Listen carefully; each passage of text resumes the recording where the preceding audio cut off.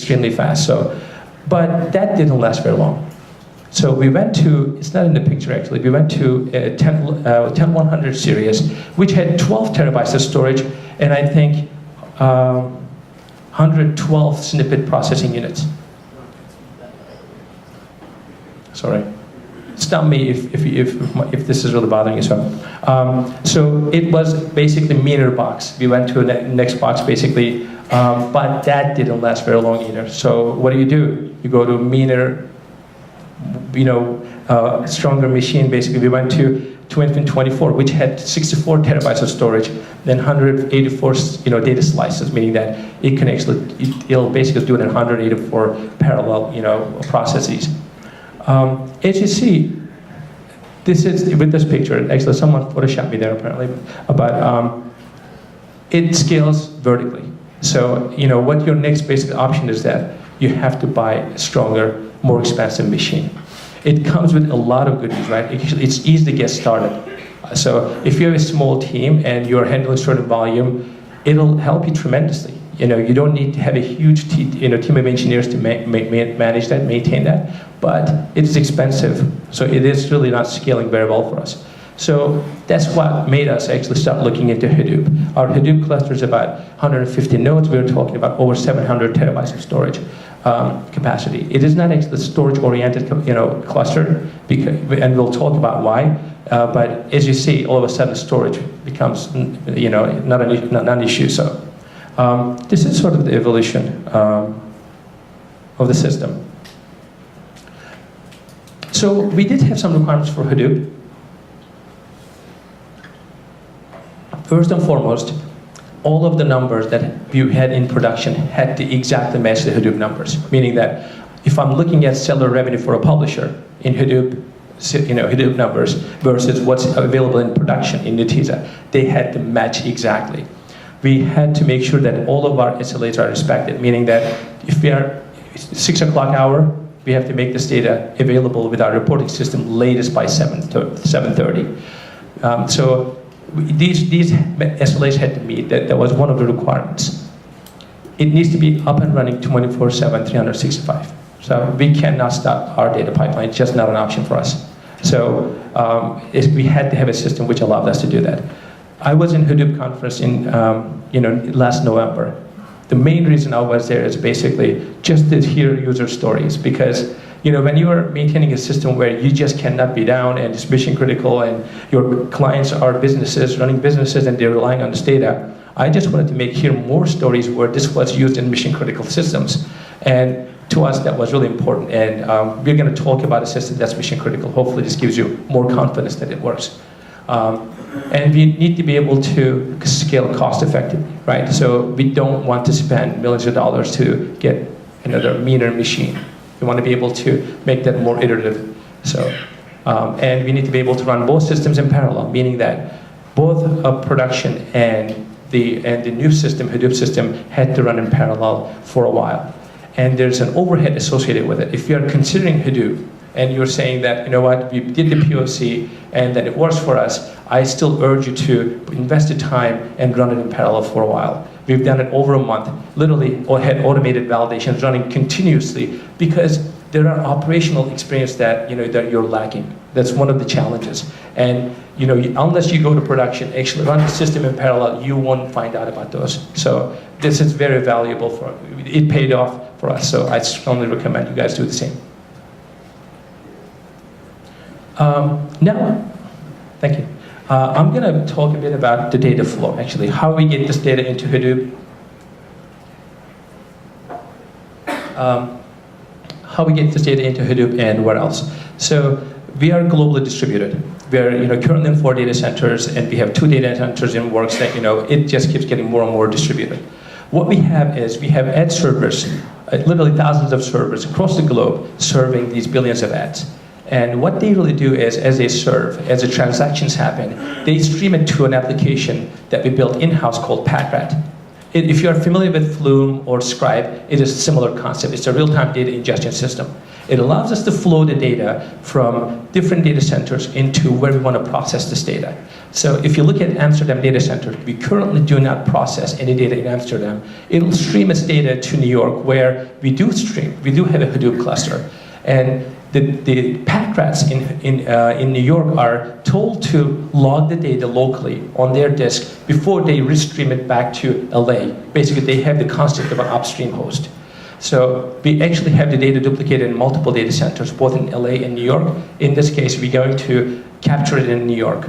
There are processes running in New York pack rats that will take that data and load it into Hadoop, right? So we call them data loaders, very creative name we came up with.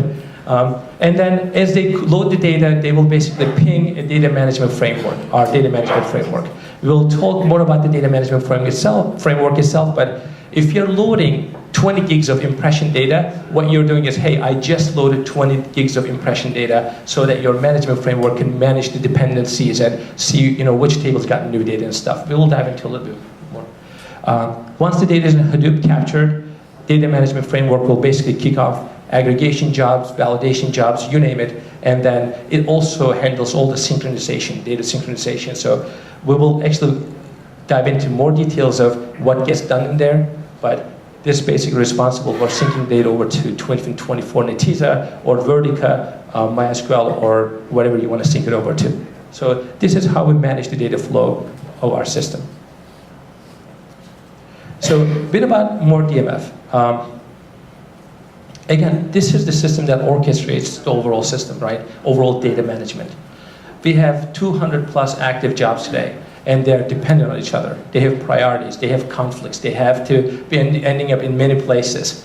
How do you manage that? Well, don't try cron entries. Don't try, trying to run it manually. If you get a exception in the middle of the night, say I'll get up and run it manually. Don't try doing that. It just doesn't scale. We've been there. So a data management framework basically will simplify it. It's got three major components. The scheduler component, which actually configurable look back window. You say, I want to look back a certain number of days and evaluate every single hour what needs to get done, right? There's the web services component. You have hundreds of jobs. You cannot scale in a single box that are basically deployed across multiple boxes, workers, where you dispatch the job. And there's the UI portion where you manage these jobs. So that's basically, in a nutshell, that's what it does. So you just saw the data flow. Let's actually talk about what gets done where. So if you think about a funnel shape, right, this is what it is. At the very top level, you have 10 plus terabytes of data getting written every day. On the right, you will see, actually, I'm giving example logs. So you're talking about impression log. When I say, actually, decision, we auction off 16 plus billion impression, that actually log input impression, for example, or log input impression scene. So those are the logs we're talking about. Hadoop is responsible for all of that, right? That's the first entry where you can actually scale the data right. If you need to write more data, you basically add more nodes. What happened with, before we switched to Hadoop was, we noticed that 60 or 70% of our processing on Netezza was spent on writing this data. Systems like Netezza, they are doing a lot of heavy lifting on write. They are validating data on write. So, and there's a performance, impact with that. So you couldn't, we basically noticed that we could not write fast enough and, actually run the aggregations at the same time. So Hadoop actually is the first point of entry. And from there, we go to stage. Stage serves a couple of purposes. First, we clean up. There are duplication issues that we dedupe data there. Secondly, when we talk about 16 plus billion impressions, we need to determine which ones are transacted. Some of them, there are times where we know in real time whether some impression is transacted or not, but there are times we don't. It's an async call comes back and tells us, which ends up in a different log. So you do need to join that 16 billion plus impressions against another table. We want to do it once because there are a lot of dependencies underneath which needs to rely on that data. So stage serves that purpose as well. That's done in Hadoop. And then you go to another level of aggregation. Here, we talked about publisher, we talked about advertiser. There are publisher-related stuff like sites and placements and demographic information about user. There's lots of information you have. And If the impression is transacted, then you have advertiser stuff. How much did that advertiser pay for that impression? What you need to do next is basically join those logs. Here we're talking about, log TW bit is about over terabytes a day, and then you have transacted impressions. So you join that and create the transacted impressions, right? That's about a terabyte a day. That's done in Hadoop as well. There are a bunch of further aggregations that are done in Hadoop. Because of the legacy dependencies, we also sync that level of data back into Netezza because there were too many jobs depending on it for legacy reasons. And at the very tip of that, you see the reporting. Vertica serves that purpose. So as I said, we have 30,000 plus report requests coming in, hitting our system. And what allows us to scale that is Vertica. It's a columnar storage, right? You can actually add more nodes. It relies on commodity source, hardware. You could, we only use it for analytics purposes today, but it does an amazing job because of reoriented, architecture. So if you're planning on writing a lot of data, we don't have much experience with it. But if you're planning on actually using for performance analytics purposes, it serves very well. So that's what happens. We are syncing small amount of data every day and basically very high transactions, number of transactions hitting Vertica.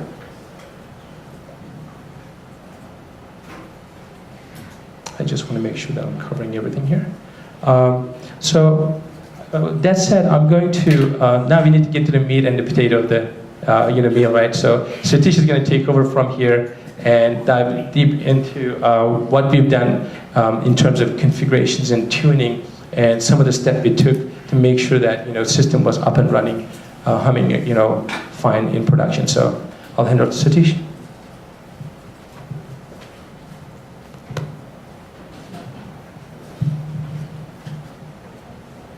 Hey guys, can you hear me? Yep. Sweet.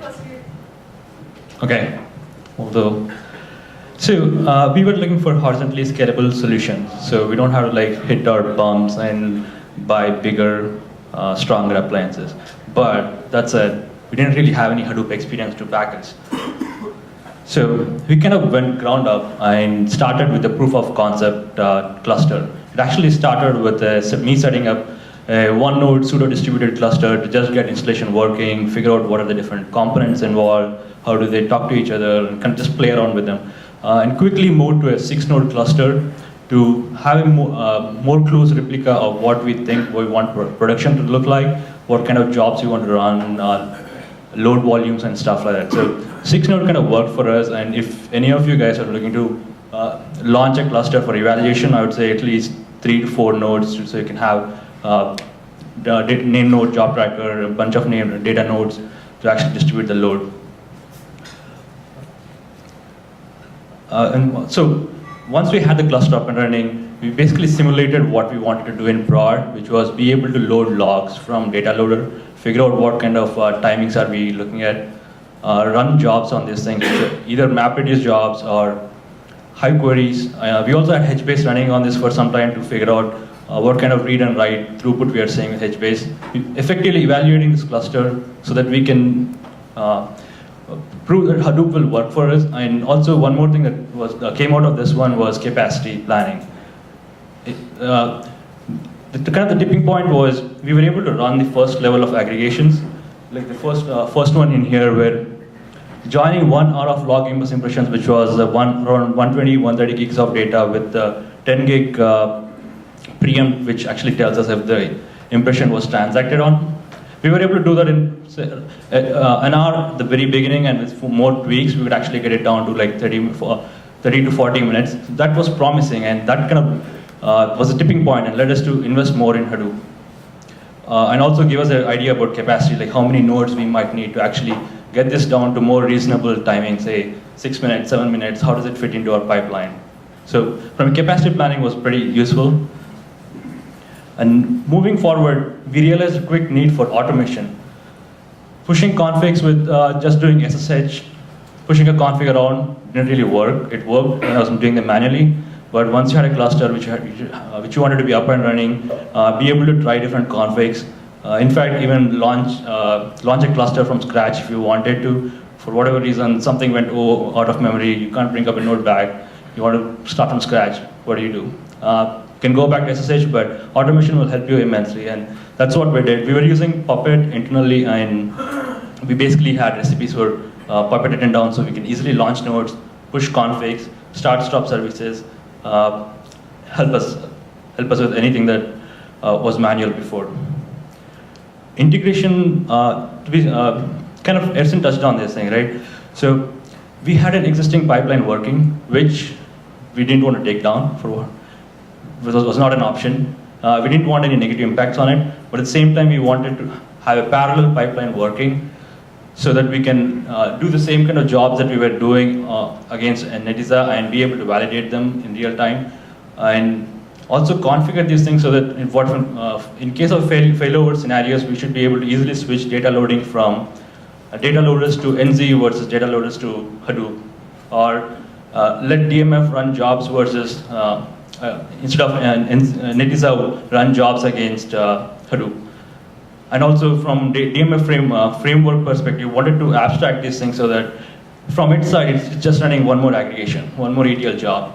Is it running on Netezza? Is it running on Hadoop? We wanted to abstract that. So those kind of things kind of played into integration points. And also one more thing from a failover perspective was to be easily able to switch particular name nodes or job trackers. For whatever reason, if your name node is down, which is a single point of failure, which we all know, or now you guys know. So in case of that, if it happened, we want to be able to easily fail over to a new one. So that was again configurable. So I think configuration was one key aspect, being able to like control these different integration points with configurations, and Puppet manage these things so that we can flip the config, run Puppet, and we're happy. We have a working cluster plugin. So that was integration. Most of our ETL jobs are right now running, which we're running against Netezza, are SQL-like. So our options were either to move those SQL-like jobs to MapReduce, which we actually looked at, but the queries are actually pretty complex, and writing them in MapReduce for one didn't actually sound feasible, and also from timing, probably wouldn't even have worked. And the next closest alternative was Hive, which actually works pretty well for us. Hive itself has, it's SQL-like, but it has its own quirks. So, you'd want to be careful with semantics where it's insert, overwrite only. You can't really do any kind of updates or deletes. You can work around them, but not support it natively. And one more thing, we are doing the low-level processing in Hadoop, but getting back the data, the aggregated data, back into Netezza or Vertica. So we wanted to be able to load the processed aggregated data back in, which meant that we had to like format some stuff differently. For example, doubles we wanted to be formatted like 9.6 or 10.7, whatever format that we wanted. So that required us to write some UDFs, utilities around these things, and also some date truncations. But otherwise, Hive actually worked pretty well for us. There's an initial learning curve, ramping time, but once you get over it, you'll like it. By the end of this thing, we actually had a full pipeline working in our SAND in test, and went over a bunch of iterations, tweaking config, finding something wrong with Puppet, or finding something wrong with the version of the config that we are running, going through the iterations, getting to a point where we're actually comfortable that this system is stable enough and can actually work. What helped is going through all these phases.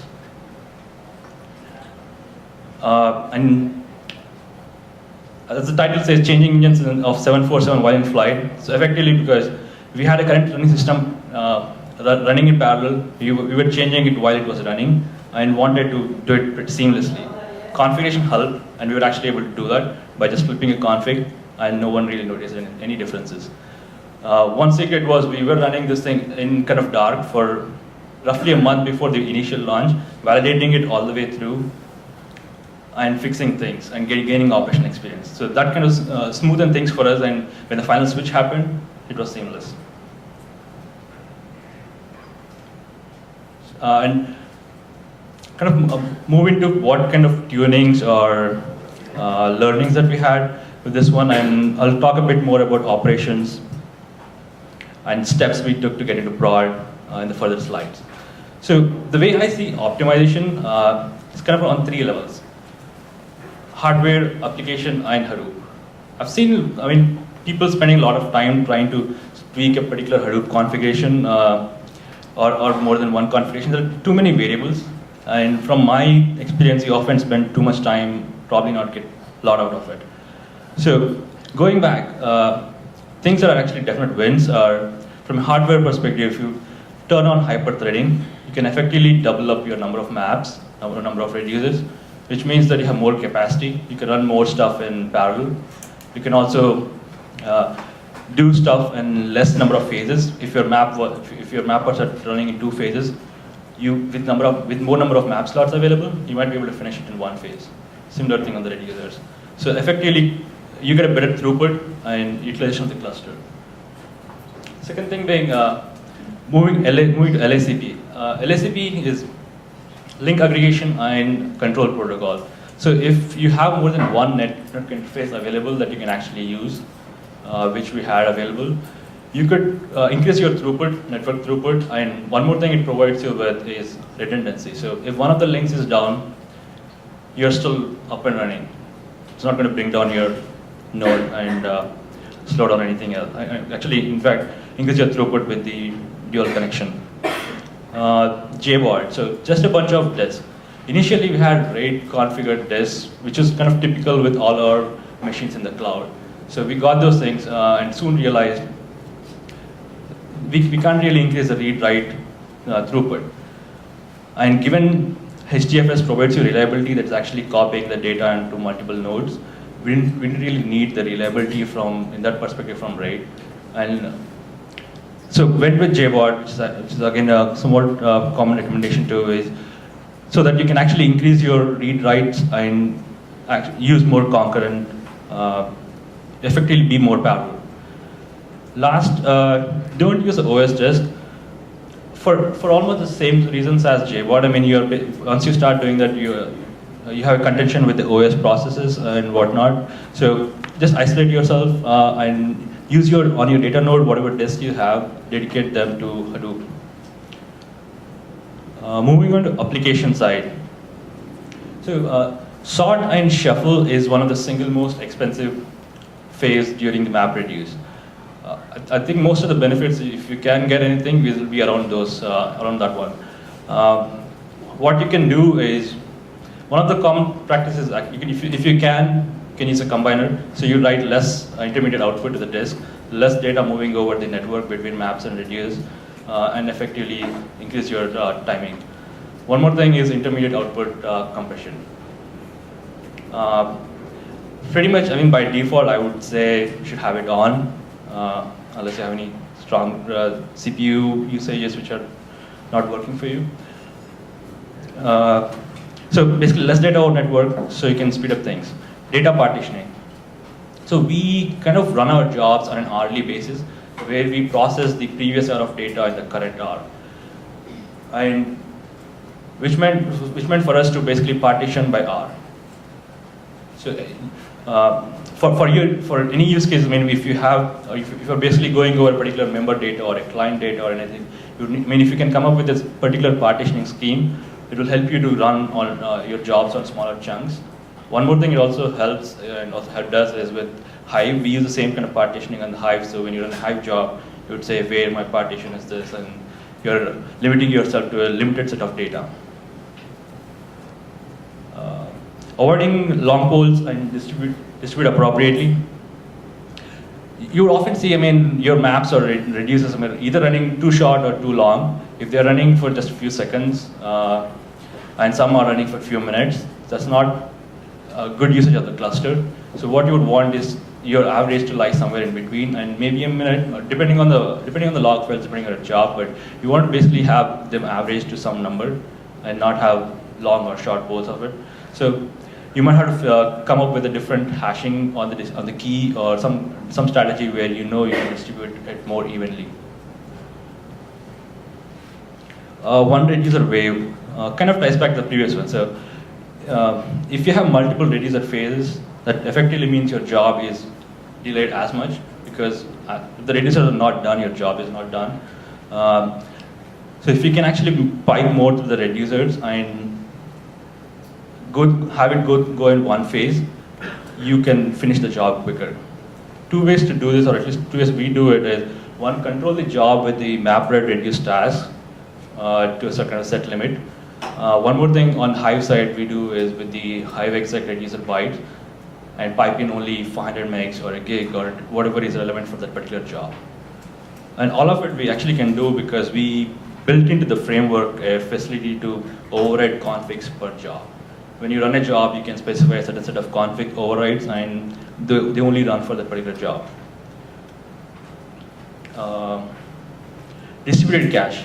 This is again, anytime you're doing some smaller joins or small supporting tables that you want to look up into, doing a join is very expensive. So if you can push that into a distributed cache, load it up on your task trackers, or on the Hive case, basically use the map join hint, you'll be much better off.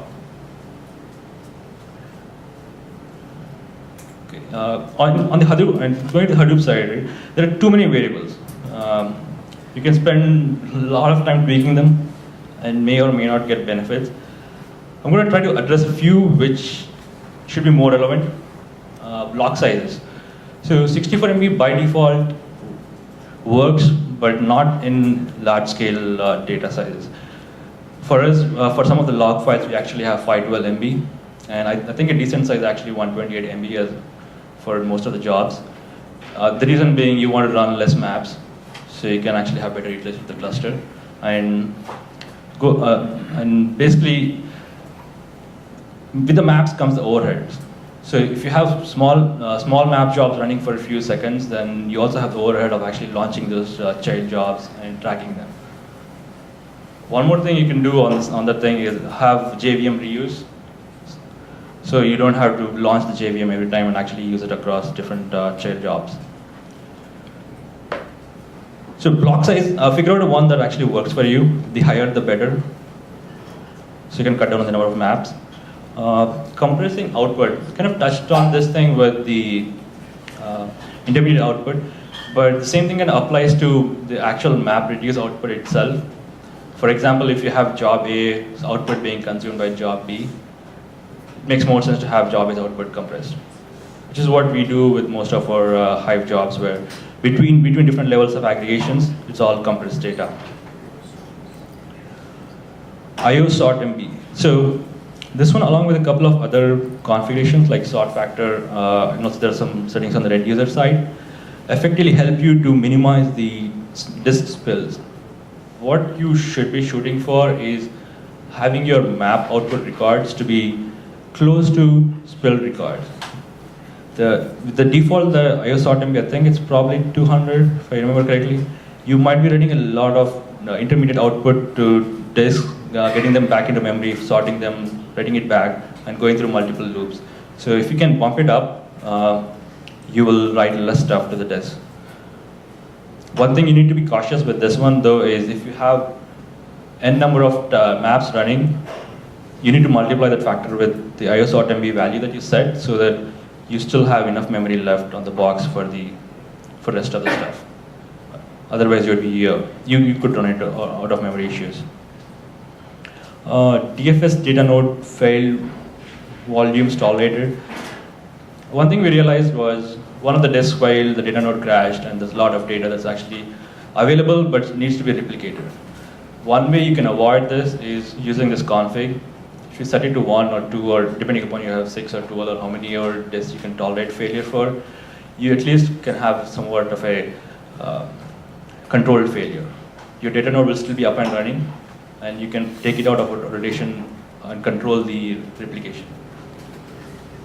FS trash, so kind of like a safety net. For whatever reason, if you delete something and you still want it access, still want to get that back, if you have trash set up, you can, at least for some time the data is still available and you can bring it back. Simple thing, but sometimes comes useful. So those are kind of the tuning lessons, and this can go, I mean, there are a lot of stuff, but I think these are most relevant and probably the ones which actually will give you bigger benefits. Moving on to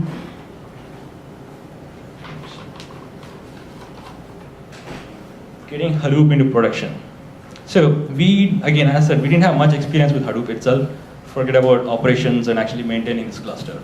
So not too comfortable initially. And to gain enough experience and more confidence, what we figured the best thing was to do was basically do fire drills, and a lot of them. So came up with a list of things that could go wrong. Data nodes going down, task tracker going down, disk failing, name node crashing, secondary name node going down, whatnot. A list of these things, and basically went through each one of them, simulated them, verified that our monitoring is working. If the data node goes down, that one of us gets paged or email, and we know that something is wrong and we needs action. And on the same nodes, if something failed and actually needed action, we would think about if it can be automated or if it needs some documentation. So if anything was to be fixed, either it was automation, was going back and getting fixed. And one more thing that actually came out that was pretty important for us at the end was runbooks. So by the end of this thing, we had good consolidated runbooks. And anyone at that point could actually go back and say, if they get an alert, they can figure out what happened, and they can actually fix this. And we had a good operational knowledge that we covered by the end of this exercise. And went through a few iterations of these things to actually get things right. And I think the single takeaway from this thing is fire drills are helpful. In fact, I would recommend like schedule fire drills every now and then. And increase your operational knowledge. Writing MapReduce jobs is one part of it, but actually being able to manage a Hadoop cluster is a different skill set. And if you can actually have both, it will actually help you write better MapReduce jobs too.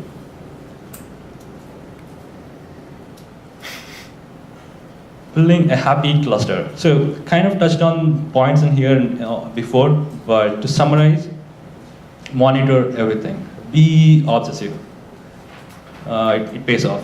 So first thing we did was, after the POC, we hooked up monitoring. We used Graphite internally. We had actually set up Ganglia when we had SAN cluster working, but we moved on to Graphite because there was one tool that we use internally and wanted to be integrated and didn't want different tools for different applications. We basically tailing the FS file context from Hadoop metrics and piping the metrics to Graphite. It helped us a lot, not just with monitoring, but also performance tuning. We could actually figure out if something was slow, what was slow. Was it network slow? Was it the box slow? For example, a recent problem, like one of the nodes was basically dying down on a send, like having a 5 MB bytes in, bytes out. The graph, it stood out on the graph. Otherwise, going through a cluster of like 150 nodes and figuring out which one node was culprit would have been a mess. So monitoring helps. Definitely have it, and have it before you actually tweak configs. Automate everything. Again, given the size of the cluster, if you don't have proper automation tools around, it just becomes a mess and pain to manage. So, a few things. I mean, automation, you want it. And one more thing is, with automation, what you could do is launch nodes, launch new clusters easily. In our case, I mean, if you get a new rack, we could probably launch it in an hour, or in fact, even less than that. Effectively, select the boxes, run Puppet, select the configuration, and we have a cluster going. So that gives you the power and be able to launch clusters, failover, and more control and confidence on the cluster. Setting up, version configuration. Again, if you're trying different variations of the configuration, if you don't have it in SVN or whatever source configuration management tool you're using, so you can't really roll back. And if you made a mistake, then you're stuck, or it again becomes a pain. So version your config. For one, you can easily roll back. Two, if you made any changes, you can tag it as particular change or whatnot, and actually go back in history and figure out what the changes were, and easily go back to those versions. Setting up failure nodes. So bunch of nodes like name node, job tracker, or single point of failures. We know that. On name node, I mean, you have a safety net with multiple disks, FS image being written to multiple disks, NFS, whatnot, and have some redundancy there. But the node itself can go down. So what we did was provision a few nodes on each rack to serve as fallback nodes so that we could launch a name node if we wanted to, or a job tracker. And on a smaller cluster, we actually had few nodes so that we can actually run more data nodes if we had to. So effectively the same setup, install same version of Hadoop, have NFS mounted, have access to the images. So you can run Puppet and you have a name node and failover. One more thing to emphasize here was, since we had everything configured, when you change the name node entry and run Puppet, data loaders, DMF, everything will point to the new name node. So it's like one flip, one switch to flip. Last but not the least, so to have a happy cluster, I think it's important to know the limits of the cluster. One way is to have monitoring around it and get a feel of like where your hotspots are, where your bottlenecks are, what's good, what's bad. For example, a simple thing like the memory for your Java child ops for your maps or reduces. If you don't configure it right, if you oversubscribe on that one, you can easily run into out of memory. Kind of same thing goes on with the number of maps and number of tasks that you can run on the cluster. Depending on the number of cores, you can go up to twice as many as cores. But if you go more, you may be asking for trouble. So bottom line being, use monitoring, use automation, and figure out your limits of the cluster. Set up your config in such a way that you can actually move around between these things and have a happy working cluster, which worked for us pretty well, and I can strongly recommend thinking about these points. I think that's pretty much what I have. Thank you, Sateesh. So as you see, it didn't take us a long time to get all this done. And I think that the end point is you're going to have to monitor a lot of things. It's a distributed system. With, for example, in the TISO, where we have a single system, yes, you might call a single point of failure, but because the fact that it's not distributed, it's you don't have to run Zookeeper or other things to make sure that it's up and running. When you have a distributed system like this, it's very, very important for us to actually run through this and make sure that this is all in place. So I'm going to move on to what we have in mind. So now that we have Hadoop in place, I actually showed you the funnel, how the data flows and where. What we want to do is, first of all, starting with the biggest gear, actually continuous aggregation. So as I said, we are actually doing hourly aggregation, hourly validation, hourly purges in our system. We want to make it more continuous. We want to bring it to real time as much as possible. So we want to actually take advantage of Hadoop clustering, partitioning, so that we can actually chunk the hour in further. Maybe 10 partitions within an hour. So that's actually on our roadmap. We are working on that. Secondly, localized data processing. As I mentioned, our system gets more and more distributed every day. We have more data centers, launched. That means that it's more likely that one of those data centers will be actually having connection issues to the main data processing center you have. So what we want to do is have the replication of what we call data processing, units, and have it copied over to each data center. Certain data centers have different type of volume. You're getting more volume in New York than Amsterdam or LA, for example. So you can actually adjust your clusters, but where you see the configuration come into play again, where you want to be able to launch these clusters really fast and maintain the monitoring really fast. So that's on our roadmap. Also, hopefully we'll get a chance to talk about an HBase use case. We actually worked on HBase before we started overall this, data pre-processing. We have a very compelling use case about HBase. We actually pipe in about 4 billion rows into HBase every day. So, and we will hopefully get a chance to talk about what we do with it, but HBase is actually going to go to production for a particular use case, and that's in works. This is not everything we have in mind, but these are some of the exciting ones. I think that actually covers it. So we are hiring. We are looking for good help. Many of you do too. One of the lessons learned, I guess, that we forgot to share is I hear a lot from engineering managers that it's hard to find Hadoop expertise, right? So we realize that too. And I think that what really helped us today is actually look for great engineers. Hadoop, looking for great engineers plus Hadoop is challenging. You're going to have a hard time finding them. So our basically tactic on this particular issue is to find great engineers. Actually, they can learn Hadoop. They can actually make the framework used for your environment. So Might be obvious, but I think it's worth sharing. So that's something that helped us actually. Questions, comments? So what distribution are you running, and what version of that distribution are you running? So the question is, what distribution are we running and what version are we running? So we started with CDH, and there are certain reasons. One of the reasons is that we are lacking operational experience for this production environment, and we're gaining that experience, so we're more comfortable every day.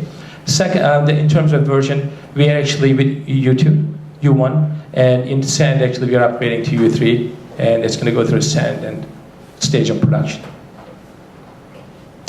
In terms of hiring, since you're using Hive, have you had success converting SQL developers to Hadoop developers? Or? Yes, so we have a lot of expertise in SQL at AppNexus. So there was a steep learning curve for sure, but we were able to migrate tens of jobs so fast. If you wanted to write them in MapReduce, that would have taken you literally months. So Hive helped tremendously. So, yeah. What kind of SLA you're talking about? SLA you said? Sure. So there are various SLAs in our system. So there are certain, once we do the aggregation in our system, we have to make this data available to downstream systems like analytics in Vertica, or upstream system like our edge serving. If you're serving, 20 billion, decision 20 billion edge a day, you can't have a stateless, application. What really helps is that we actually generate the budget and optimization data within our data pipeline, push it back upstream. And we run that about 6 or 7 times for the current hour. So we're talking about 10-minute SLAs. When an impression is served, 10 minutes later, that's going to be back up in upstream. Those are for optimization budget. And we're talking about reporting numbers. We're talking about our 60 to 90 minute SLAs. Impressions served, you'll see those impressions served, hour and a half later. And again, that project that I mentioned is going to cut it down further and further. So when you're talking about edge-based, it will be more real-time? HBase is not for that particular case. We have a different case for HBase. But we're talking about basically continuous aggregation is the project which is important. Yes. This may be a specific problem, but one of the challenges I find is dealing with aggregations on Hadoop because of its right-once nature. And so I'm wondering if you have to correct data or if you have to aggregate something perhaps past your current time window. Because I know you have a join early on in your loop, and let's say half the 100 impressions don't come out on half of the join. Yes. How are you dealing with correcting data in aggregates, particularly removed data? That's a very good question. You don't have updates in HDFS. So there are a couple of things in works for that. One of them is it is more important to validate the data at the top level, at the leaves, at the application. For example, in our case, at server, you need to basically tidy up how you validate data on serving. You don't want to log that data before it hits your system. But look, it's not, in reality, it happens. So we are integrating the validation piece at the data loading level.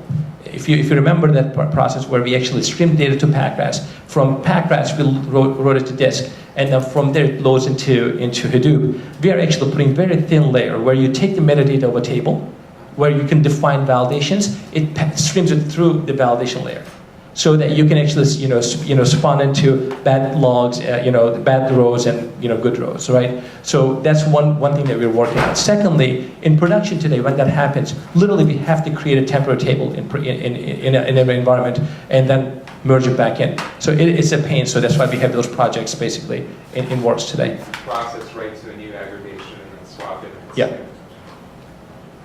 Yes. Do you see Netezza, you eventually getting rid of Netezza? So Netezza has been very helpful, but as you see in the diagram, we are running into a bottleneck.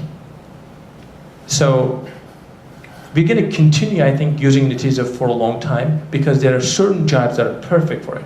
There are really, complicated, window partitioning in SQL and a bunch of different things that it's really hard to do it in, MapReduce, even in Hive. So for those, we're going to continue using it, but I see that, we are relying less and less because of the fact that you saw the volume increase. That's this bottleneck for us, and it's hard to scale. So I think that's the trend. Yes? You mentioned monitor everything. What is your monitoring story? So, how do you monitor everything?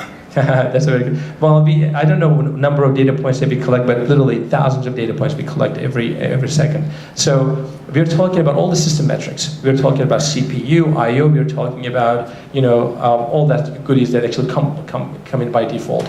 And from Hadoop, I'm going to pass it along to Sateesh, who can talk about more. Oh, Ersin, you got a question. I think he's going to touch on that. So we have every server that we launch in the cluster or in our cloud, we have some basic monitoring like system level and network level, giving us CPU, load 5, load minute, load hour, net bytes in, net bytes out, all kind of like defaults. And on top of that, we have collecting all the Hadoop metrics that are spit out from HDFS, MapReduce, basically Hadoop processes. And they all kind of go back into Graphite and have central data point where we can say, on this node, I want to see particular metric.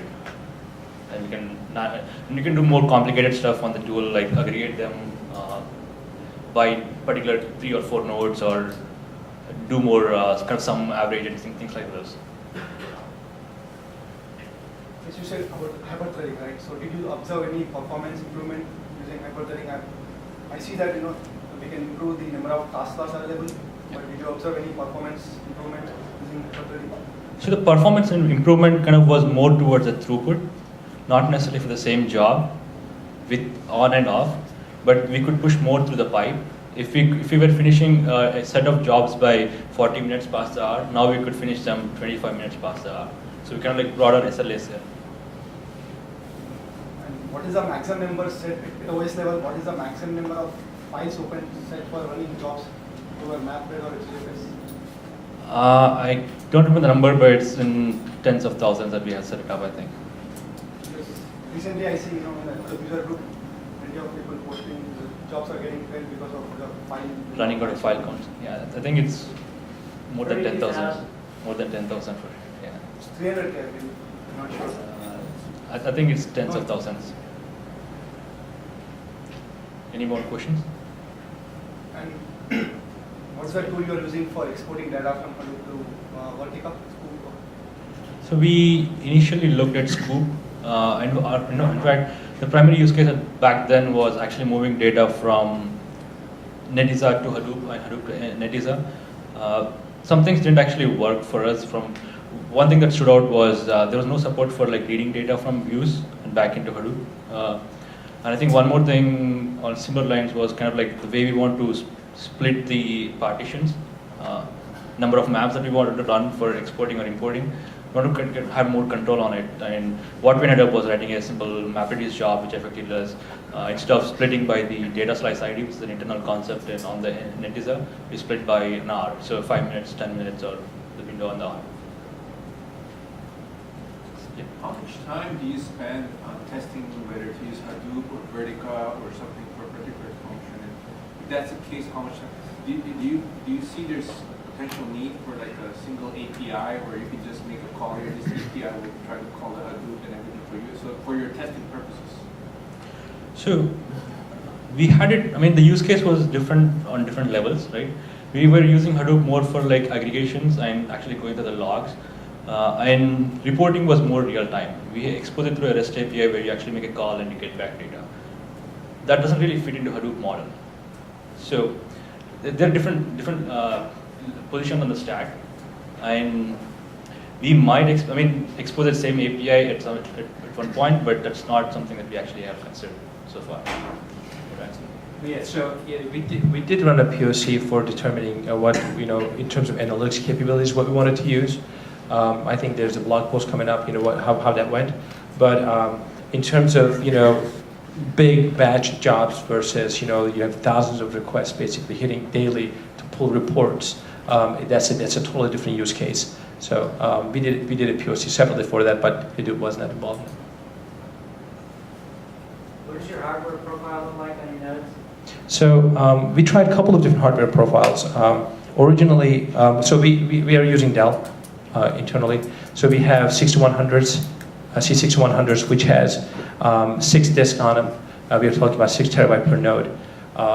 It's got 8 cores and about 48 gigs of RAM on each one. We have a more storage-oriented, cluster which has, I believe, 2 terabytes Adrian, you can correct me, you can keep it honest. 12 terabytes disk on each. That one says 12 cores actually, and a lot more RAM. That was originally ordered for HBase cluster, our HBase use case. It's a very memory-hungry application, as most of you know. But those are the two ones we are currently using. Do you use the second cluster for disaster recovery? So we actually do storage-oriented one is basically backup. We actually we use that as a backup for longer SLA jobs, where if you want to do a monthly unique and you don't care if it takes a day to run, that's your place. Yes. Do you guys do any sort of like attribution back? So I understand the concept of hourly jobs, but like going back, 7 days, 30 days, do you do attribution back to things on Yes. an hourly basis? Yeah, we do. So that's actually the use case that we were talking about with HBase, where we actually, if you look at this impression level data, which we keep, we actually have 30 days worth, each day being a terabyte each. We do need to look back 30 days to determine how do we do attribution. Because basically what we're talking about here is that you have an impression, you have an event happen in the past. You saw an ad and you clicked on the ad and you landed on an advertiser page like Netflix or Amazon, and then you decide to check out something that's actually, it's a conversion. You actually purchase something, and then you need to find the impression that actually is responsible for that conversion, so you can pay your publisher. And for that, the timeline is literally 30 days. You might have to go look back 30 days and find an impression, and then see that's the publisher I want to pay out to. So that's the use case that he's talking about, and this is not done in actually Hadoop. It is on top of Hadoop, but we use HBase for that. Okay. So are you using Hadoop to generate data that you're shoving into HBase to later look up to do attribution? Correct. Is the attribution limited to 30 days, or can you go what if they clicked on 6 months ago and then Usually 30 days is, I think, sort of the standard. If you wanted to store data that's more than 30 days, we could. It's just basically keeping more data. But certainly if you have 30, so transacted impression, let's say it's terabyte a day, you're talking about 30 terabytes. We are expecting that to be doubled in the next 3 months. You're talking about 60 terabytes. And that replication factor 3 you have. So it ends up pretty quickly, but at least, you have the option. You understand that what's the complexity, what the cost is, and then you can actually communicate out to the business side. All this data is uncompressed, right? All the raw products? It depends. So raw logs are currently not compressed. It's for legacy reasons. One of the reasons being is that you cannot actually pipe in compressed data, at least with certain codecs available into Netezza. That's been the reason. What we're going to do is we're going to start from the various streaming side, PackBash side, start streaming, compressing, and now that Hadoop actually can actually handle that, we're going to start looking into that. What is the compression it's using for the intermediate steps? We use we use Snappy. Yeah. Another question is? How you handle the single point of failure of name node? So Sateesh mentioned, basically we have hot stand-up nodes. Basically we have nodes ready to be launched as a name node. Secondly, we store the images, FS images, basically in multiple locations. So, you want to provide more details on that? Same thing. Yeah. So. Is that failover automatic or manual? So we would get alerted. And right now we would actually go in the UI and launch that and then make it a default. So it's currently, that would require that kind of intervention. Yes? So you talked a lot about, using cron jobs to manage these things and getting woken up tonight, and I totally agree. What are you doing though when jobs are failing or a job is backing up your pipeline of jobs? What is kind of your... So production issues, well, we do have production issues here and there. Well, basically we are, our engineering team is on pager. We have pager rotations. Actually our data team members are rotating as being primary and secondary. I'm sure many of you are doing the same thing. And when those failures happen, you log into the UI, literally just get more details on which job you failed, which job failed, and then you basically dig in from there. It doesn't happen very often, but when it happens, there could be job conflicts, it could be other reasons that you missed out. Maybe there's a job conflict supposed to be, and you didn't implement it in. But for those, basically, that's manual. You log in the UI and get as much detail as possible, and then solve the issue. And whoever's on primary pager duty, there's a primary duty for them is to work on that, nothing else. Getting that so that you don't get that alert tomorrow night. One more thing the DMF does is some sort of like a self-healing structure around it. So if the job fails, it can actually rerun the job. And it's going to try it for some time. So you may or may not see the failure. And those kind of self-healing things actually help us a lot. And if you do it with a cron, if it failed, you may or may not see the failure. Or if you miss the window, you may or may not see it. The job may not run. Are you using any kind of workflow software or job control? Not at this point. DMF, the framework that we have, is the orchestrating tool that we have right now. And that integrates well with everything else that we have, like other jobs that we run on Netiza or Vertica, and sync jobs that will take data back and forth. So that's basically our workflow tool. Yeah, so basically you can specify concurrency on a particular cluster, how many concurrent jobs you want to run, and stuff like that. So DMF has been basically our flow tool. How do you handle spam filtering?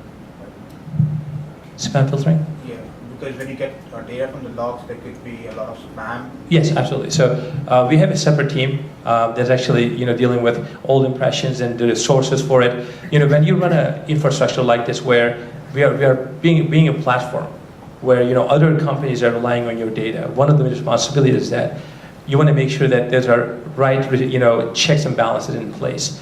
So we actually do click fraud and impression fraud, and we have a team solely focusing on that. But in our case, we are just providing, as a data team, we are providing infrastructure for them to be able to say, I want to run these aggregations, I want to look at this data, where data is coming from. There's auditing in place, meaning that we have actually auditing teams looking at inventories, looking at creatives that are being served in our system. So just to have a healthy platform, those are the things that we have to have in place. Have you played with R Hadoop or Mahout by any chance? We have not internally. Our optimization team might have, but as infrastructure team, we have not integrated that.